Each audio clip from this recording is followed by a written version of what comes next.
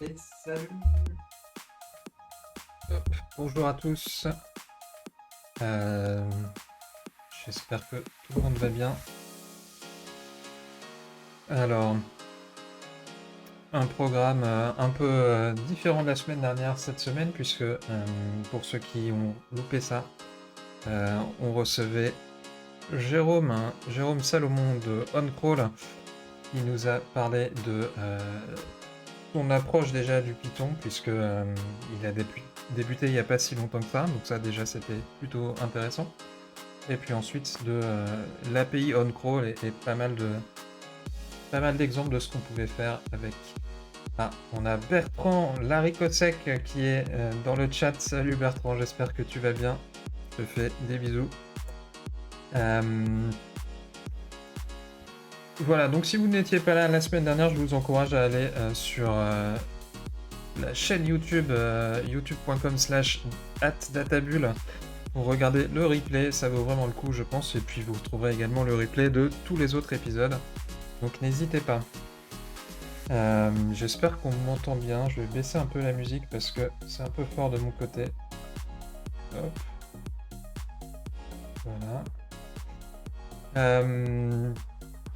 Alors du coup pour cette semaine, je voulais partir sur un sujet un petit peu différent de ce qu'on a fait précédemment.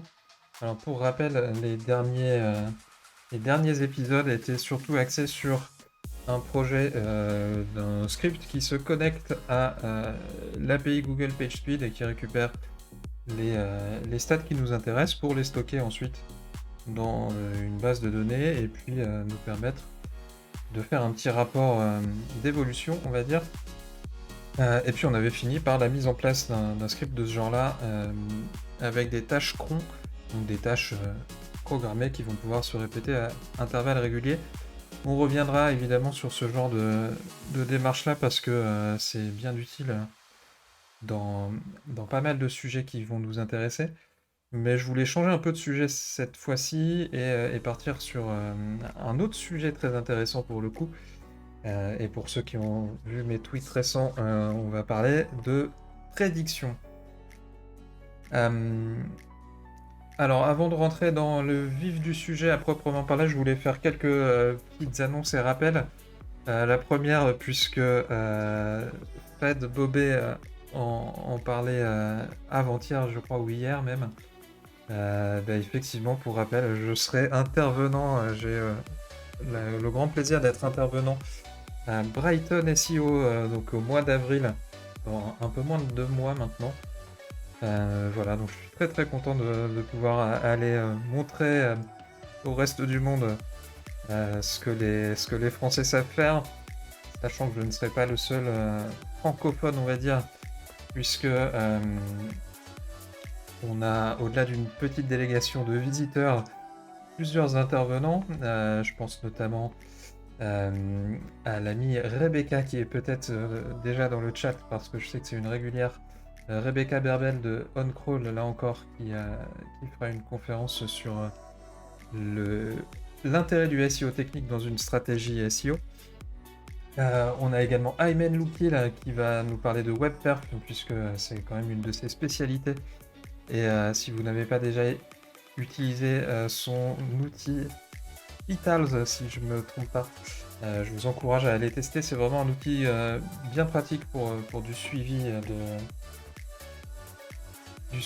de métriques WebPerf.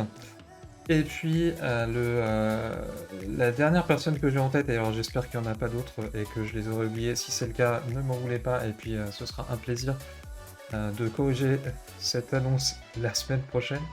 En tout cas, la dernière personne que j'ai en tête, c'est Myriam Gessier qui fera également une intervention. Je crois que le titre c'est SEO plus ADHD égale Love.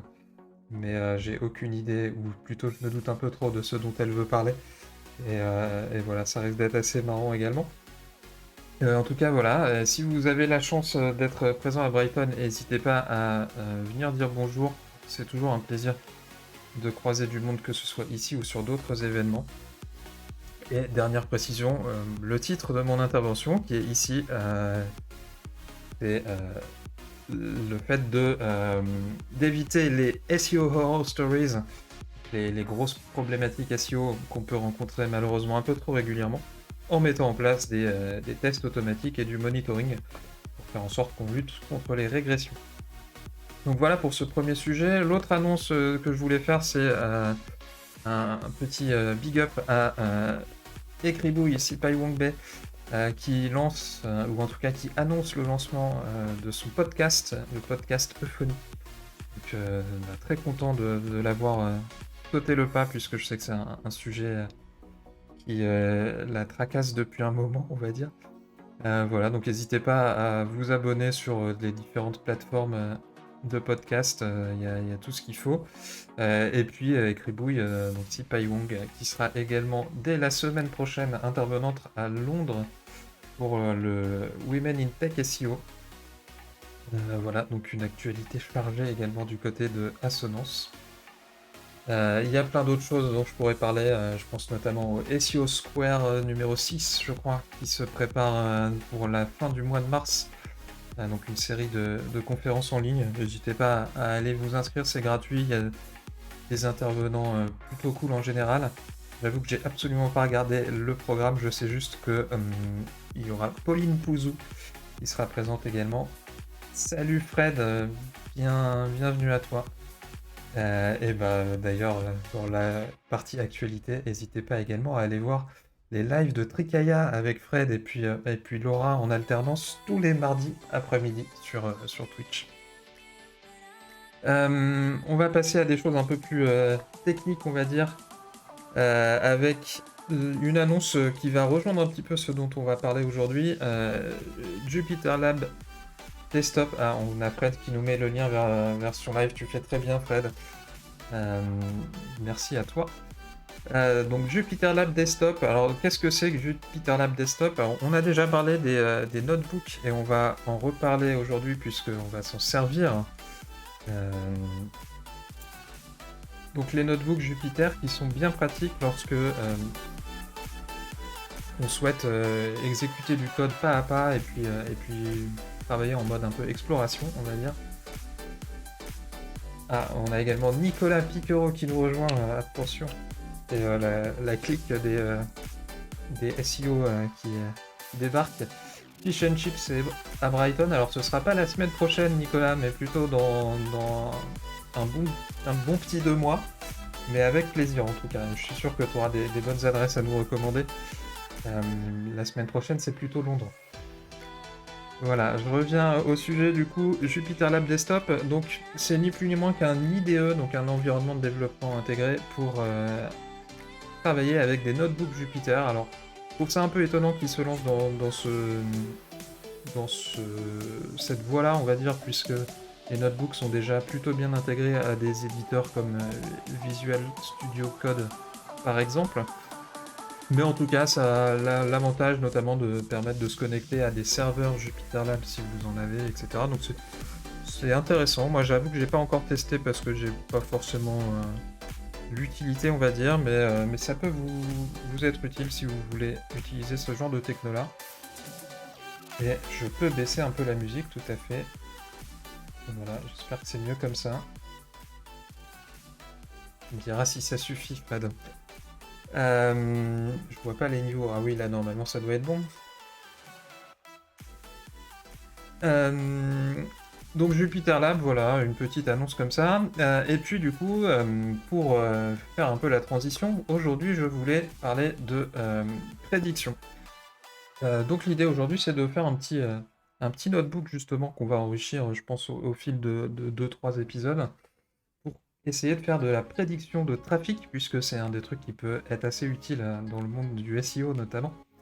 Et puis on verra que on peut répliquer ensuite ce genre de mécanique sur d'autres métriques SEO, comme des positions par exemple, ou ce genre de choses. Du coup, je suis allé sur wikimedia.org. Alors wikimedia.org, pour ceux qui ne connaîtraient pas, c'est un des sites de la fondation Wikipédia, ou de la fondation Wikimedia plutôt, puisque je le vois là. En tout cas, la fondation qui s'occupe de administrer, financer, héberger et faire fonctionner Wikipédia et les quelques sites satellites qui sont proposés avec. Et du coup, il propose, puisque c'est très axé sur l'ouverture, la transparence et l'open source, il propose notamment de pouvoir aller consulter le trafic qui est généré sur Wikipédia. Et du coup, je me suis amusé à aller récupérer alors vous trouverez le lien vers cet outil sur la page précédente, et puis je vous le mettrai en description sur le replay. Mais voilà, je suis allé simplement récupérer le trafic, ou en tout cas les pages vues générées sur Wikipédia version française sur quelques dernières années. Il y a un gros historique en réalité, parce que je pense qu'on peut quasiment remonter jusqu'à la création de Wikipédia. Et du coup, alors je suis pas allé jusqu'au bout de l'historique, on va dire, mais j'ai récupéré déjà quelques années. Et l'idée, ça va être de se servir de cette historique de trafic pour voir si on arrive à générer de manière plutôt précise, on va dire, le trafic futur de Wikipédia. On va voir en détail une méthode aujourd'hui. Alors on n'aura peut-être pas le temps de tout faire, mais on verra au moins quelques étapes. Je vais pouvoir fermer ça, c'est plus très important. Juste pour info, alors j'avais parlé d'une méthode très très très basique dans cette conférence que j'ai pu faire en 2019 déjà au SEO Camp de Paris. Alors c'est très basique et probablement un peu trop simpliste, mais je parlais notamment du fait que les méthodes comme celles qu'on va voir aujourd'hui sont réalisables dès l'utilisation d'un tableur, par exemple, puisque dans Google Sheets, par exemple, vous avez une fonction dont j'ai complètement oublié le nom parce que je m'en sers jamais, mais que vous retrouverez quelque part là-dedans une fois que vous aurez réussi à échapper à toutes les pubs de SlideShare. En tout cas, voilà, il y a une fonction que vous pouvez utiliser dans Google Sheets pour faire ce qu'on appelle des régressions linéaires, qui vont nous permettre de faire de la prédiction sur une série de données temporelles, par exemple.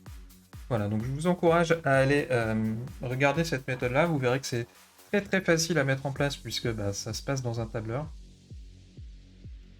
Alors Nicolas nous dit que c'est une conf avec la data Autoritas entre autres. Effectivement, tu fais bien de le rappeler. Alors je crois que c'était pas sur cet exemple-là parce qu'il y avait plusieurs exemples que j'indiquais dans cette conf, mais effectivement il y avait également un exemple de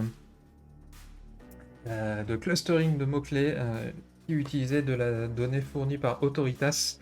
Autoritas, pour ceux qui ne le savent pas, étant un ancien employeur de Nicolas. Voilà, donc merci encore d'ailleurs à Autoritas de m'avoir fourni un accès à leur API à l'époque pour que je puisse aller récupérer les infos qui m'intéressaient.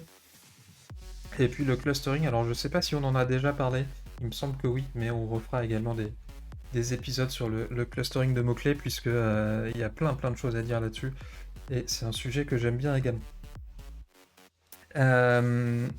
En tout cas, moi aujourd'hui, je voulais utiliser une librairie. Alors, il y a plusieurs méthodes et il y en a deux que j'ai en tête d'utiliser ensemble. Celle par laquelle je veux commencer parce que c'est un peu plus ancien, on va dire, et je trouve que ça marche quand même très très bien, et parfois même mieux que des choses plus récentes. Donc, je voulais utiliser XGBoost. XGBoost qui est un standard, on va dire, dans les librairies de machine learning et de statistiques en général pour Python.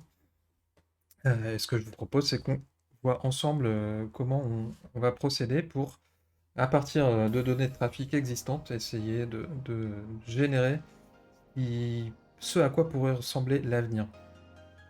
Donc je suis allé, comme je vous le montrais tout à l'heure, sur Wikipédia et j'ai récupéré tout simplement un CSV où j'ai pour chaque date, alors ici depuis le 20 février 2019, à chaque fois pour tous les jours, le nombre de pages vues qui ont été générées.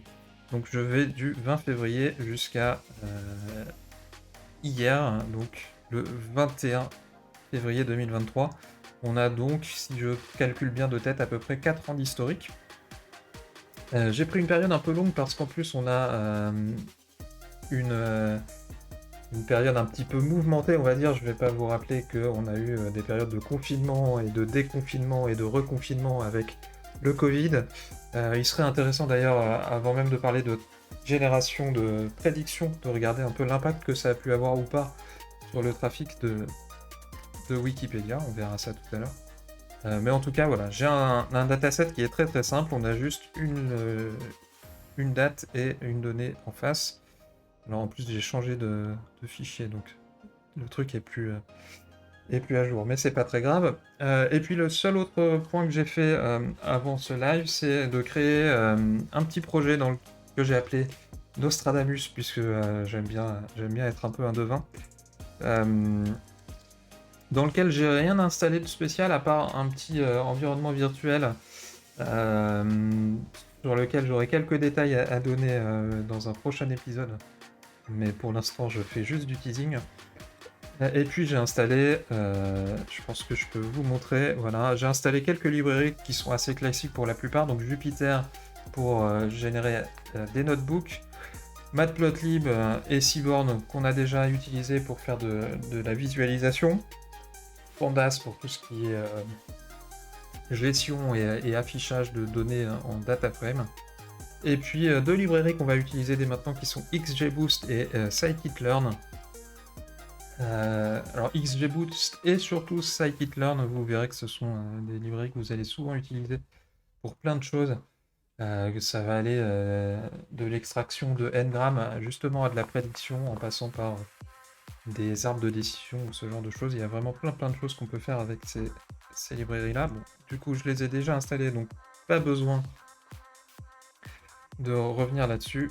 Et on va simplement lancer notre notebook. Alors, qu'est-ce qui se passe? Ça y est, ça s'ouvre. Voilà, donc on a déjà utilisé des notebooks, donc pour ceux qui ne s'en rappelleraient pas, je mettrai un lien vers les épisodes en question dans la description pour que vous puissiez revenir sur qu'est-ce que c'est un notebook, comment ça marche, etc. Là, on va aller un peu à l'essentiel. Je vais créer un nouveau notebook. On va l'appeler XGBoost, puisque on fera probablement d'autres épisodes avec d'autres librairies. Et puis on va se lancer dans le vif du sujet.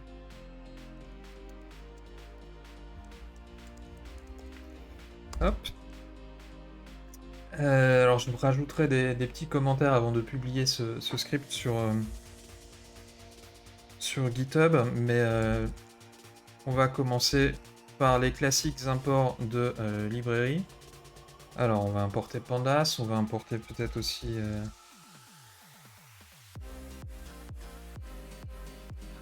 matplotlib.pyplot.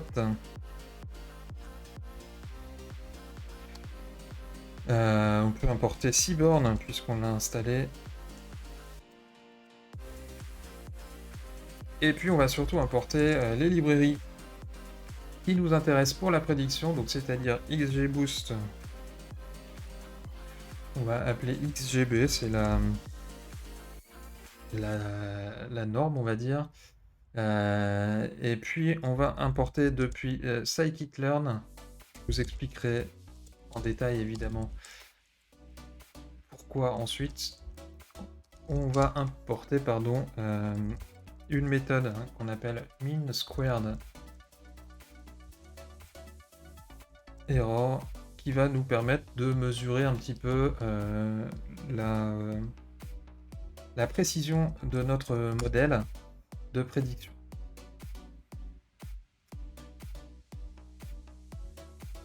Alors je trouve ma machine très très lente. Je sais pas ce qui se passe aujourd'hui. Alors pour rappel, pour ces lives, j'utilise un vieux MacBook Pro qui date de 2015 je crois. Ouais, c'est ça, 2015. Donc plutôt ancien, mais la preuve qu'on peut, même avec des petits moyens mécaniques, on va dire, faire déjà des choses plutôt intéressantes, je trouve, sans avoir besoin d'un ordinateur dernier cri. Maintenant qu'on a importé nos librairies, on va pouvoir lire nos données. Alors, il va falloir par contre que j'aille regarder le nom de mon fichier. Donc, je l'ai nommé un petit peu de manière bizarre. Et je l'ai rangé dans un répertoire data.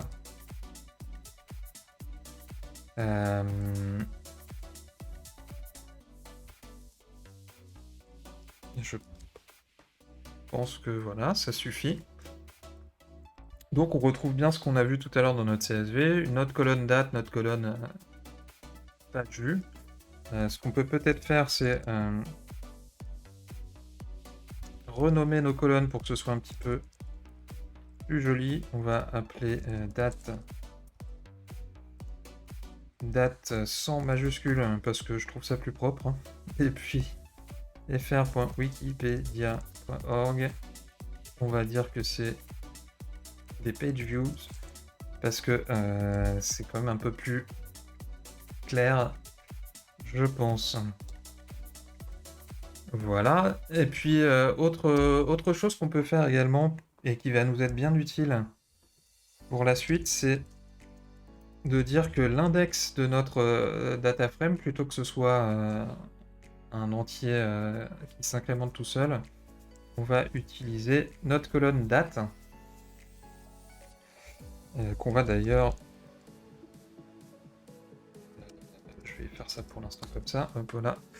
Donc là, l'idée, en fait, c'est qu'au lieu d'avoir une colonne index qui nous sert à rien, on va avoir directement notre date, ce qui va nous faciliter les choses pour pas mal de tâches.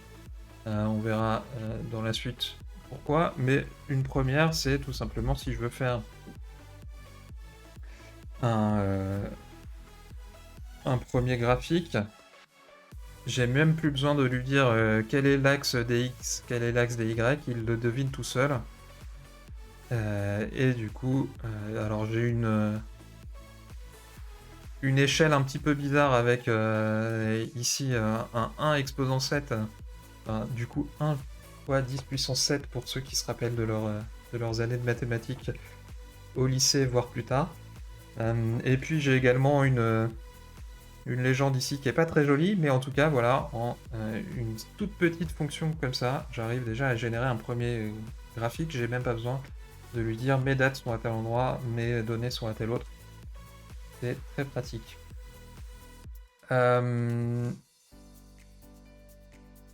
Alors la bonne nouvelle, mais pour s'en assurer, on va quand même le vérifier. La bonne nouvelle, c'est qu'il a l'air d'avoir compris directement que... Ah, ça doit être des types peut-être. Voilà.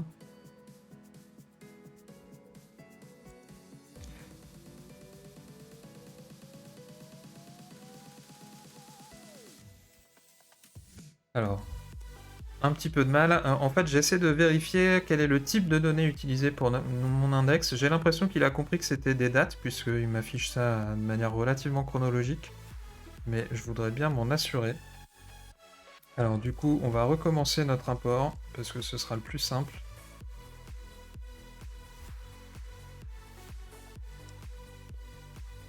Et voilà, donc c'est pas le cas du coup. En fait, il considère que ma date c'est un objet, donc c'est une chaîne de caractères ici. Ce qui veut dire qu'au moment de notre import, on va rajouter une petite fonction supplémentaire. On va transformer notre...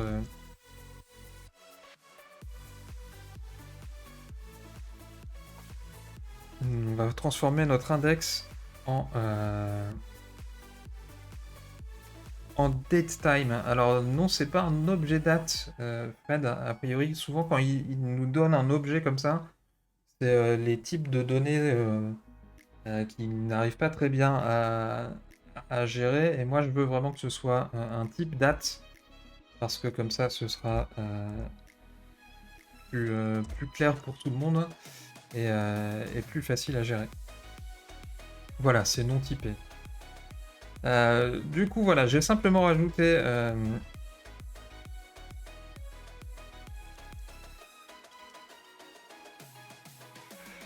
rajouter cette petite ligne-là pour convertir notre index de date en format datetime. Donc ça va absolument pas changer l'affichage pour nous. Par contre, le type de données derrière est un peu différent. Alors au-delà de la gestion technique de qu'est-ce que c'est un objet datetime plutôt qu'une simple chaîne de caractères, ça va aussi nous permettre d'effectuer des traitements un peu différents. Et donc je peux virer ça. Donc si je refais mon plot, a priori ça change pas grand chose, mais il m'a quand même changé ici mon échelle. Donc j'ai bien un format date qui est affiché. C'est intéressant. Alors ce qu'on voit, c'est que si je me replonge dans ce que j'évoquais tout à l'heure, c'est-à-dire les effets Covid, alors il faudrait aller un peu plus loin et essayer de faire des courbes year on year, on va dire. Mais on a quand même l'impression que il s'est passé un truc bizarre autour du mois de mars-avril 2020. Si vous voyez ce que je veux dire. On va voir dans la suite qu'est-ce qu'on peut faire de tout ça. Mais on a déjà un premier aperçu de ce qui s'est passé. Alors à ce stade-là, moi ce que j'aime bien faire, c'est faire un autre type de graphique également. C'est un histogramme tout simplement. On va dire... allez, hop. Voilà, un histogramme de la distribution ici des pages vues. Alors, on les regroupe avec des beans. Je vous laisserai aller voir dans la documentation à quoi ça correspond exactement. L'idée, c'est d'éviter d'avoir trop de points parce que j'ai quand même 4 ans de données, donc 4 fois 365, ça fait quand même quelques points. 1400 et quelques. Donc, si je veux éviter d'en avoir trop, j'essaie de les regrouper et de limiter le nombre de champs, on va dire, dans mon graphique. Et l'idée de ce graphique-là, justement, c'est de regarder si j'ai pas des points de données qui sont vraiment très très éloignés de la moyenne, on va dire. Donc l'idée, c'est qu'on va avoir une répartition souvent avec cette courbe un peu... alors j'ai oublié le nom qu'on lui donne, mais cette courbe assez typique où on a une cloche, voilà, une cloche au milieu. Une gaussienne, nous dit Fred, qui a certainement raison. Et Bertrand nous dit que le Covid a rendu toute prédiction impossible. Ça fait partie des enjeux, justement, de cet exercice. On va voir ce qu'on arrive à en tirer. Et puis, si on n'y arrive pas, j'ai quelques astuces. Mais plus d'infos plus tard. Voilà, en tout cas, voilà. Donc cette gaussienne, l'idée, c'est... visuellement en tout cas, de regarder si on n'a pas ce qu'on va appeler des outliers souvent, c'est-à-dire des choses qui sont vraiment très très éloignées de la moyenne, on va dire. Et ici, on pourrait se dire qu'on en a quelques-uns qui sont vraiment très très faibles ici, et quelques-uns qui sont plutôt éloignés. Ça pourrait être intéressant de comment dire, de les éliminer de notre dataset. Parce que ce genre d'outliers, au-delà du fait que c'est des événements qui souvent sont très très rares, ils vont pas forcément nous apporter grand-chose et ils vont perturber l'apprentissage du modèle. Alors Fred nous dit nettoyer inférieur à 1 et supérieur à 3. Alors oui, après il faut évidemment adapter les valeurs, mais c'est un peu l'idée. On va garder que l'échantillon qui est vraiment au milieu de la courbe et éliminer ce qui est un peu trop éloigné. On peut s'en donner le cœur net en se disant tiens, qu'est-ce qui dans ma colonne page view est supérieur ici à, allez, on va dire 3 500 000, ça me paraît bien. Est-ce que j'ai pas oublié un 0? 3 500 000, non, c'est bon.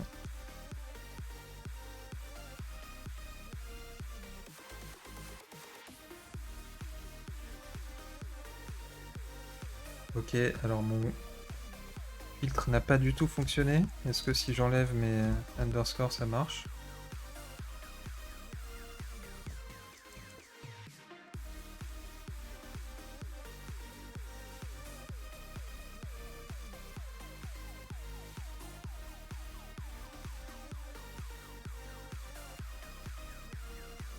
Alors là, j'ai aucune idée de ce qui se passe.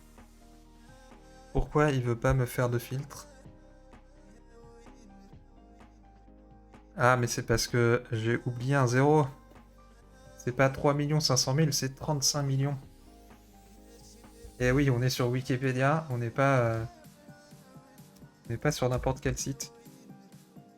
Voilà, donc c'est un peu plus réaliste. Des dates dans ma période de 4 ans sur laquelle j'ai fait plus de 35 millions de pages vues dans l'année, il y en a du coup 5. J'en ai quand même un petit paquet qui sont en janvier 2023. Alors janvier 2023, pourquoi janvier 2023? J'en ai aucune idée, c'est intéressant. Qu'est-ce qui fait que y a beaucoup plus de trafic cette année que d'habitude, je sais pas. Et puis après, on peut voir qu'on a également une autre date qui, elle, est un peu plus isolée, qui est celle du 13 octobre dernier. Et là encore, hein, si je fais...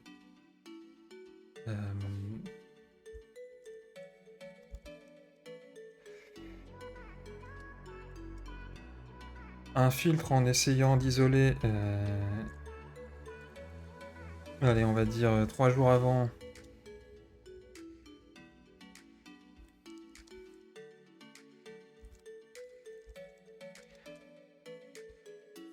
Et puis 3 jours après. Allez, 4 jours. Hop.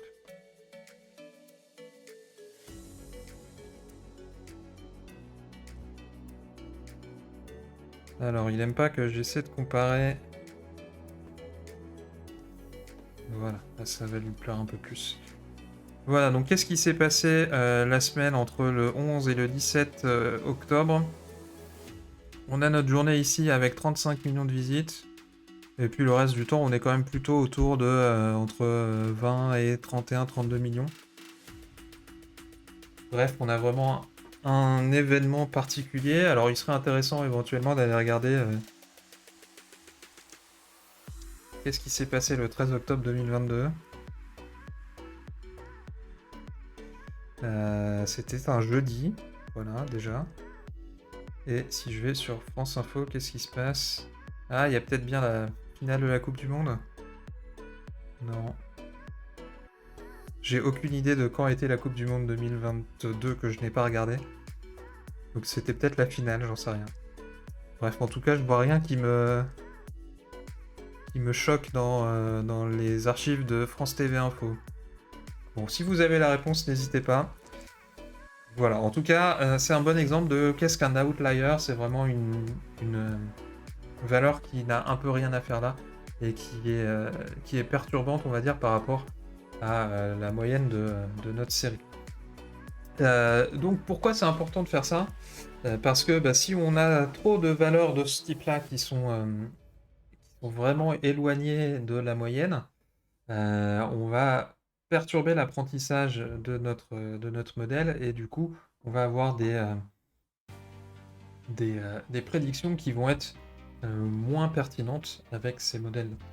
On pourra s'en donner le cœur net en faisant peut-être l'exercice avec ou sans ces outliers si on a le temps. Donc du coup on va faire la version simple avec. Ici ça me choque pas énormément parce que même si on a quand même des valeurs qui sont un peu éloignées, ça reste quand même relativement dans les mêmes ordres de grandeur. Donc c'est pas des valeurs qui sont totalement absurdes comme des jours où on n'aurait par exemple aucune mesure, ou bien des jours où malheureusement ça arrive un peu trop souvent ce genre de bidouille, mais voilà, si jamais votre tag analytics a été implanté 2 ou 3 fois sur votre page et que vous multipliez par 3 votre nombre de pages vues, ça va perturber votre historique évidemment, donc il faut nettoyer ces infos-là. J'en profite pour préciser qu'il y a plusieurs manières de corriger ces erreurs, on va dire, de mesure. La manière dont on parlait là, c'est simplement de les ignorer, de les exclure de notre modèle. Une autre manière, si vous avez la possibilité, c'est de remplacer les valeurs erronées par des valeurs plus correctes, si vous les avez à votre disposition, ce qui est malheureusement pas toujours le cas. En tout cas, maintenant qu'on a dit ça, on va passer un peu aux choses sérieuses. Alors, je vais me faire un petit...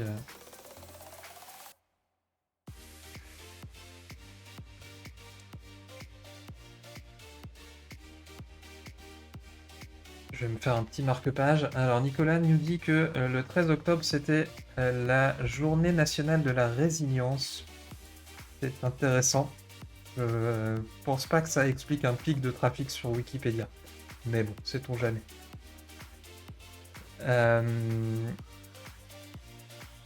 Ok, en tout cas, donc là, l'idée, ça va être qu'on va utiliser notre dataset de trafic et le découper en deux parties. En fait, on va garder entre 80 et 95%, on va dire, de notre historique pour entraîner notre modèle, lui dire voilà ce qui se passe en général et essayer d'apprendre de ça. Et puis on va garder les 5 à 20% qui restent euh, pour tester notre modèle et regarder si entre ce que lui prédit et ce qui s'est réellement passé sur les quelques dernières dates, on arrive à des choses qui sont relativement cohérentes. Alors Fred nous dit ils ont peut-être fait un appel de fonds. J'en sais rien, j'ai l'impression qu'ils en font un peu souvent parce qu'ils ont besoin d'argent ces gens-là. C'est vrai que c'est des projets auxquels on pense pas toujours, mais les projets open source en général et puis Wikipédia en particulier, ça demande du temps, ça demande de l'argent en termes d'hébergement, en termes de moyens, etc. C'est pour ça qu'ils nous rabâchent parfois un petit peu. Ils ont besoin de sous, mais je les comprends. Et si vous avez des sous à ne plus savoir qu'en faire, bah, n'hésitez pas à soutenir ce genre de projet. Ça fait toujours plaisir aux gens qui y participent et qui y sont impliqués. En tout cas, voilà, on va créer du coup deux datasets. Un premier qu'on va appeler train pour entraînement.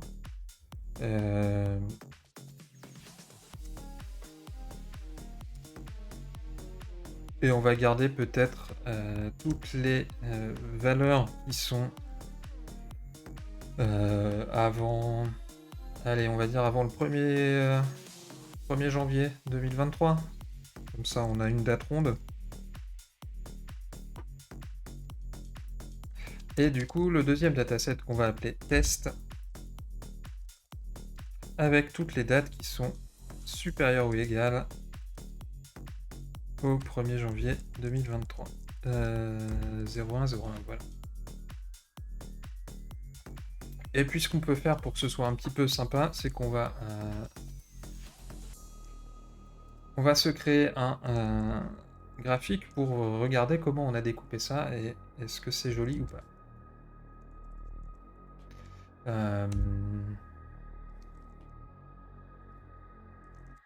Alors pourquoi je fais un subplot PLT plutôt que faire directement un plot via Pandas directement? Bah c'est simplement que ça va me permettre d'afficher les deux courbes de mes deux data frames dans le même graphique et du coup d'avoir un graphique un petit peu plus joli que si j'avais deux graphiques superposés qui n'auront pas le même axe des X, hein, donc le même axe des dates. Qu'est-ce que je fais? Train. Donc je précise du coup ici avec AX égale AX que l'axe, donc l'axe des X que je veux utiliser, c'est celui que je viens de définir sur la ligne juste au-dessus. Je vais dire que ça c'est mon set de training et puis je vais faire la même chose.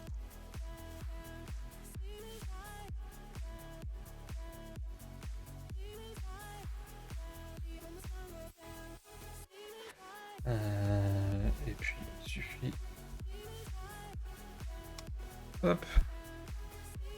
Voilà, donc on a ce truc là. Ce qu'on peut peut-être faire, c'est améliorer un petit peu notre figure pour déjà avoir un affichage un peu plus large. Ok, ça me paraît un peu gros là, mais bon. Allez, on va dire 12 sur 8. C'est un peu trop haut. Je suis pas un graphiste. Hein. Hop, voilà, 12 cinquièmes. Voilà, c'est parfait. Donc ça, c'est pas trop mal. Si je voulais aller un peu plus loin, ce que je pourrais faire, par exemple, c'est...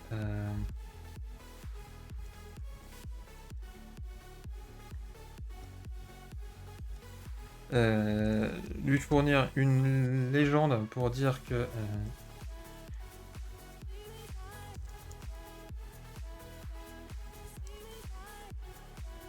il faut qu'il utilise les bonnes légendes. Voilà, donc déjà, ça, c'est un peu plus sympa. Et puis ensuite, je pourrais rajouter un titre, etc. Ça, normalement, vous savez faire. Il y a un truc qu'on n'a jamais vu ensemble et que j'aime bien faire également, lorsque c'est possible, c'est de rajouter une ligne verticale. Donc je vais utiliser pour ça la fonction AX VLine. Donc VLine pour vertical line et AX parce que c'est quelque chose qui du coup va être basé sur l'axe des X. Donc je lui fournis une date, ici ma date de split, donc c'est-à-dire le... Hop, ne t'éteins pas avec petit écran. La date du 1er janvier. Et puis je peux également peut-être lui... Bon, on va déjà regarder ce que ça donne comme ça. Hop. Ah, il y a une erreur. Alors, qu'est-ce que c'est que cette erreur ?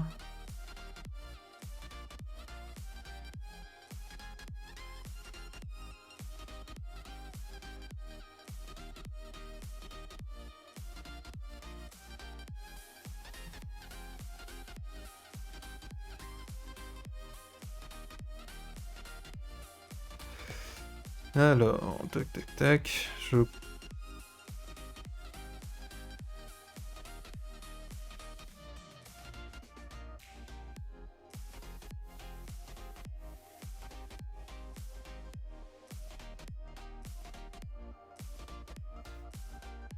Donc c'est ma ligne verticale qui lui pose un problème. Et ce qu'il me dit, c'est qu'il n'arrive pas à convertir cette valeur en détail en fait. Alors c'est un petit peu étonnant.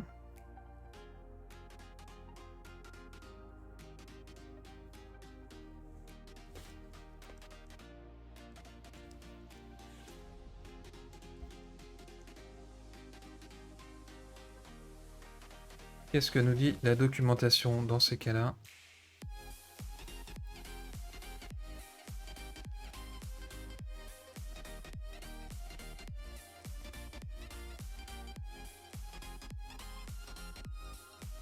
Alors peut-être qu'il faut que je mette x égale. Ça n'a rien changé.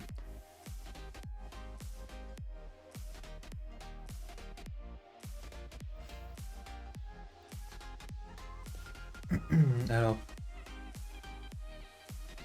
une astuce, ce serait peut-être de...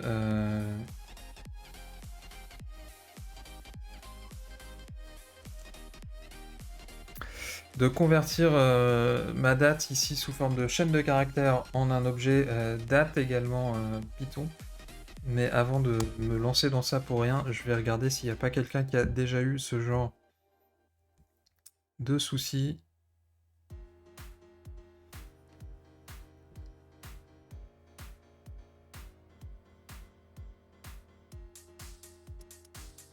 Alors, c'est pas du tout la même chose dont on parle là.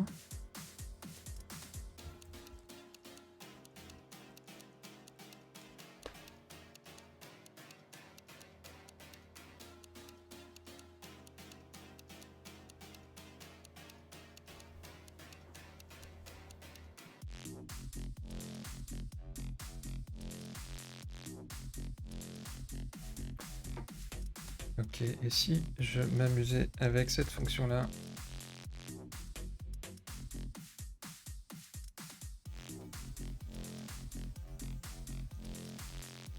On va essayer un truc.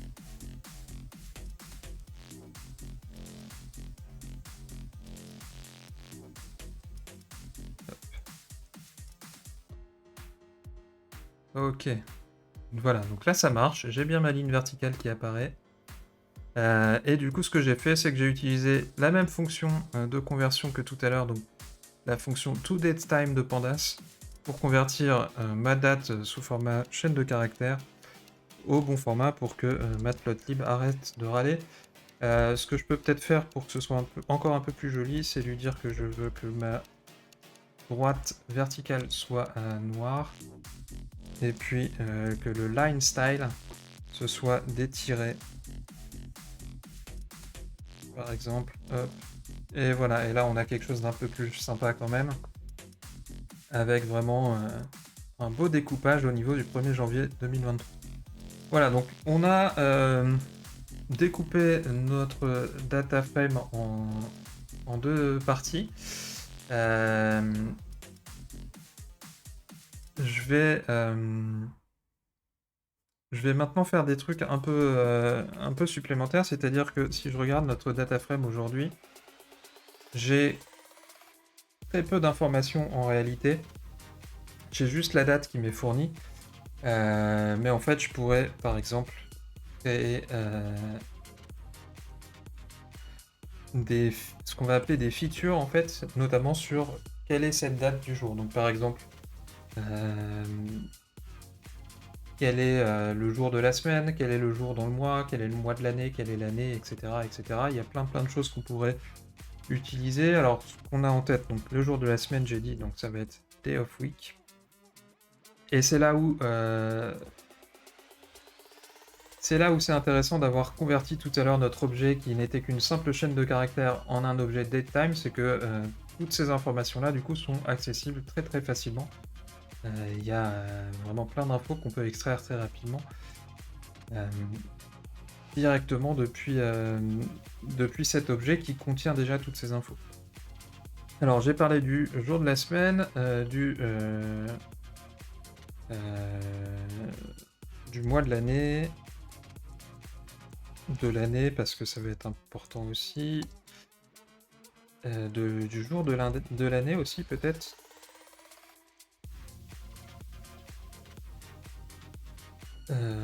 Du jour du mois, j'avais dit tout à l'heure. Et puis peut-être que c'est déjà pas trop mal. Je pense que c'est déjà un bon début.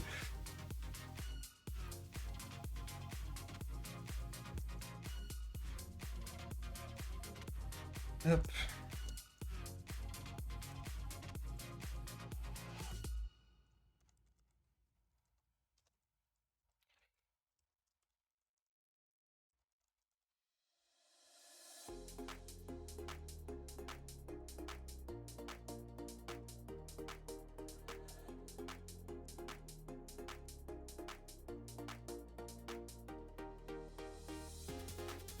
Hop, allez, on va mettre ça là, comme ça ce sera plus joli.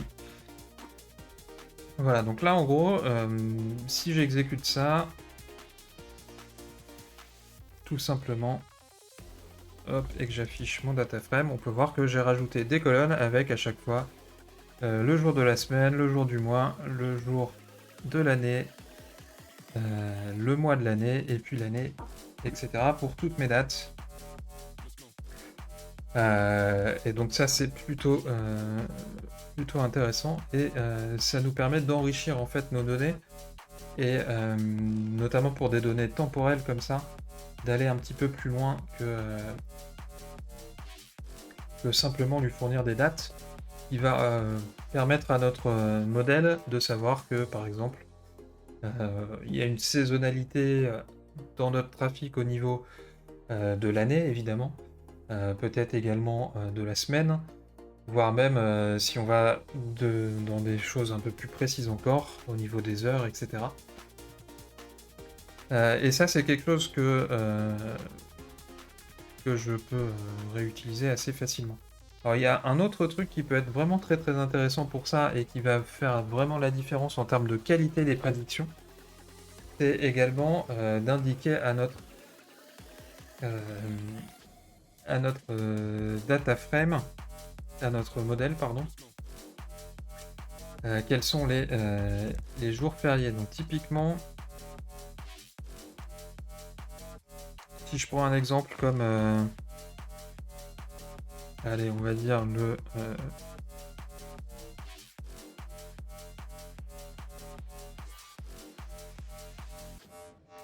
le 1er octobre, hein, et puis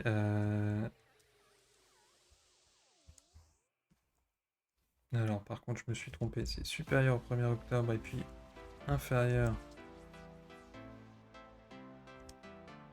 au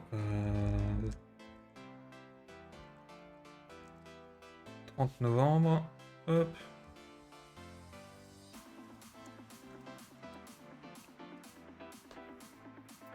Ce qu'on peut voir, c'est que là, par exemple, on a un gros trou au niveau du 1er novembre, qui est un jour férié. Ouais, c'est peut-être pas le 1er novembre, d'ailleurs. Bref, en tout cas, on va avoir des...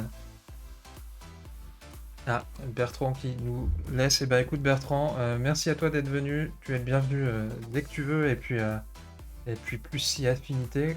Au cas où tu n'aurais pas compris, il y a quelques invités de temps en temps sur cette chaîne, hein, donc si ça te tente de venir discuter un peu, ce sera un très grand plaisir pour moi. Et en tout cas, je te dis à bientôt et puis bon courage à toi. Voilà, en tout cas pour revenir à nos moutons, donc évidemment le trafic lors d'un jour férié va être souvent assez perturbé, et du coup si on est capable d'indiquer dans notre set de données que tel ou tel jour est par exemple un jour férié ou bien un jour de vacances scolaires, ça va là aussi être très très intéressant. Et pour ça, on peut se servir de quelques astuces en Python, et notamment, alors il y a deux choses, deux librairies qui sont d'ailleurs éditées par la même personne. Alors, je ne connais pas cette personne, mais en tout cas je lui tire mon chapeau.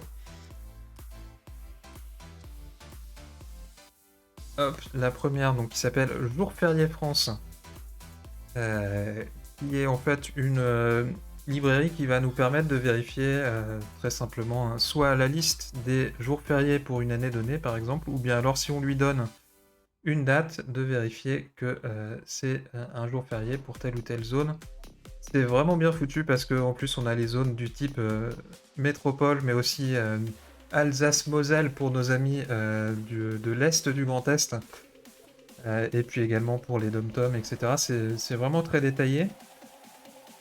C'est une librairie qui a été développée par quelqu'un qui, à mon avis, est indépendant, mais qui a été repris officiellement par un organisme dont j'ai oublié le nom, mais qu'on va pouvoir aller voir, voilà, Etalab.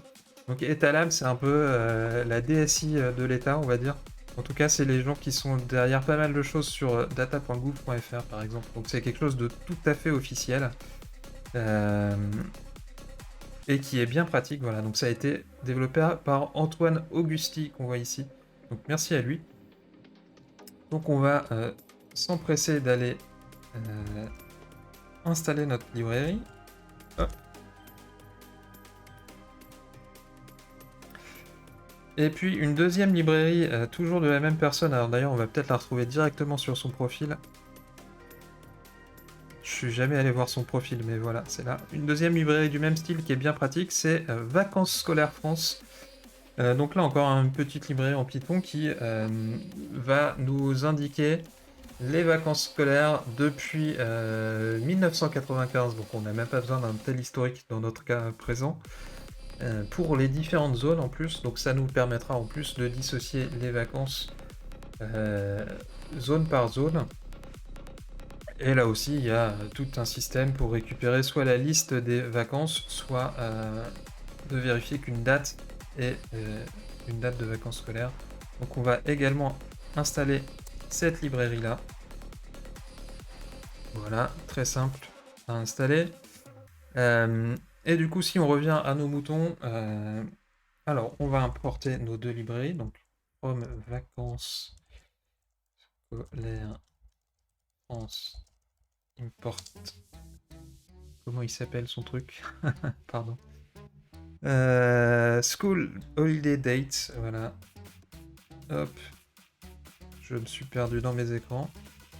Et puis également from jour férié France import Et là, de mémoire, c'est jour férié, mais j'ai un petit doute. Ouais, c'est ça. Alors, c'est des librairies que j'ai découvert récemment. Mais donc, je suis assez content d'avoir fait la connaissance, on va dire.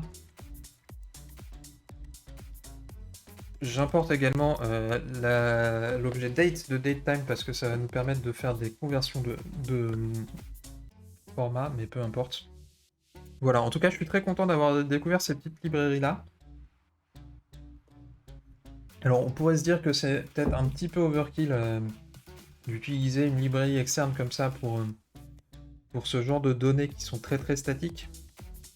Mais d'expérience, notamment lorsque vous commencez à avoir des modèles comme ça que vous utilisez et que vous mettez à jour dans le temps, d'année en année, vous galérez à chaque fois parce qu'il faut mettre à jour la liste de vos vacances scolaires.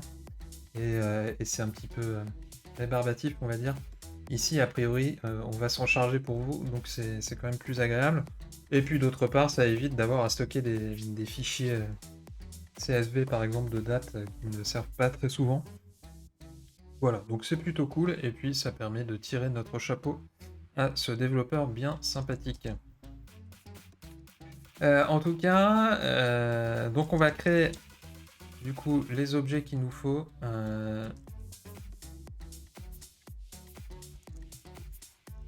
Donc je crée un objet School Holiday Date, et du coup je vais pouvoir vérifier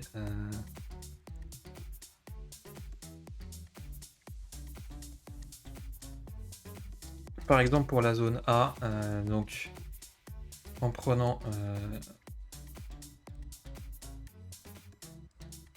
ah oui, alors par contre je risque d'avoir un petit souci. Je vais commencer par faire un reset index pour pouvoir récupérer une colonne facilement utilisable plutôt qu'un index, parce que sinon ça risque de pas fonctionner. Et ensuite je vais pouvoir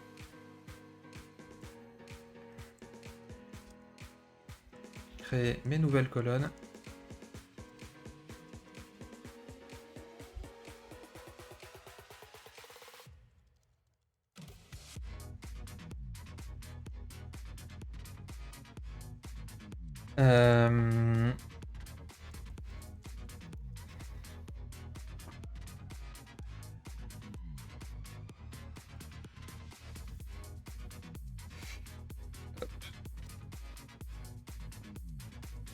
Alors la méthode c'est tac tac is holiday for zone, voilà. On lui fournit un date time et la zone qui nous intéresse, donc c'est parfait. Is holiday for zone.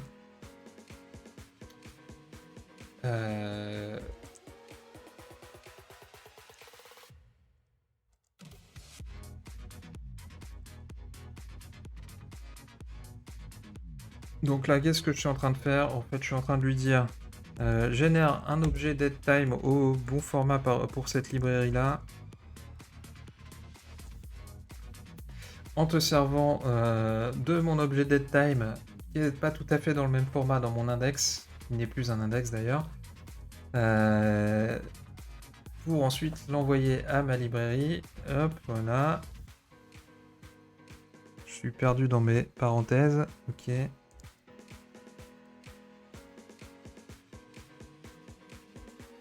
On va regarder si ça marche. Hop.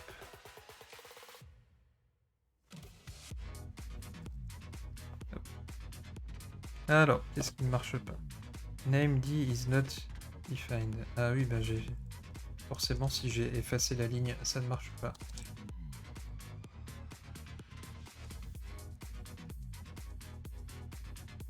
Hop, voilà. Voilà, donc qu'est-ce qu'on a fait ici? Tout simplement, on a rajouté une colonne qui nous dit est-ce que c'est un jour de vacances scolaires dans la zone A? Et là, on peut voir par exemple que... alors, je sais pas s'il y a des gens qui sont en zone A, mais a priori, la fin des vacances scolaires, c'était dimanche soir ou lundi matin, selon les goûts. Donc, juste en début de semaine. Je sais pas s'il y a des gens dans le chat qui peuvent confirmer ou pas. Mais voilà. Alors, Je vois qu'il est déjà 18h passées, donc malheureusement, on va s'arrêter là. On n'aura pas eu le temps d'aller jusqu'à la prédiction. En tout cas, je vais de mon côté finir cette petite mécanique-là d'enrichissement, on va dire, de notre dataset. Et puis comme ça, la prochaine fois, on pourra déjà faire un peu de prédiction. Et puis on verra également qu'est-ce qu'on peut encore améliorer. Alors, Nicolas nous dit jusqu'à combien de mois tu peux aller en termes de prédiction. Je ne l'ai pas précisé, effectivement. Alors ça, c'est un peu au goût de chacun. Et en fait, ça dépend surtout du contexte, de l'historique que tu vas avoir et du coup de la robustesse de ton modèle. Moi, je considère que quand tu as un modèle qui a un taux d'erreur assez faible, on peut prédire. J'aime pas aller au-delà de 2-3 mois parce que ça commence déjà à être un petit peu du doigt mouillé, on va dire. Mais encore une fois, ça dépend aussi de la robustesse du modèle et du coup, surtout de la quantité d'historique que tu as à disposition. Malheureusement, souvent, on n'a pas énormément d'historique et du coup, on a des modèles qui sont pas très fiables. Et en pratique, aller au-delà de quelques semaines, c'est très vite compliqué. Par contre, ça peut se réentraîner assez facilement également, ce genre de choses-là. Et puis on verra également, alors peut-être la semaine prochaine d'ailleurs, que un modèle comme ça, on peut le surentraîner, on va dire, et surtout on peut le sauvegarder pour pouvoir le reprendre par la suite et éviter de tout avoir à refaire. Alors là, on est, même si ça peut paraître assez massif de parler de 35 millions de visites, de pages vues, pardon, par jour, ça reste à l'échelle du machine learning des petits datasets, hein, parce qu'on a un dataset qui fait même pas 1500 lignes et 8 colonnes. Bon, c'est pas grand-chose. Mais évidemment, plus on va rajouter de features, plus on va rajouter d'historique et plus notre dataset va grossir. Et du coup, dans des cas un peu plus compliqués, on n'a pas envie de réentraîner à chaque fois le modèle dès qu'on veut se resservir du script. Donc on va voir aussi qu'on peut sauvegarder ces choses-là et les reprendre, les réentraîner, ou en tout cas rajouter de l'entraînement. Voilà, j'espère que ça a répondu à ta question, Nicolas. Sur ce, comme je disais, on va s'arrêter là. Merci à vous d'avoir été présents. Je vous dis, alors, probablement pas à la semaine prochaine, parce qu'en fait, je serai pas là mercredi prochain, pardon. Donc je vais essayer de trouver une autre date en début de semaine. Et puis sinon, ce sera dans le pire des cas dans 15 jours. En tout cas, n'hésitez pas à vérifier sur Twitter la date du prochain live. Voilà.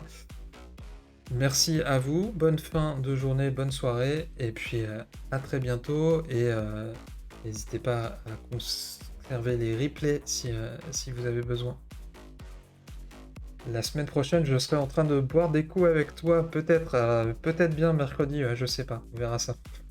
Allez, à bientôt.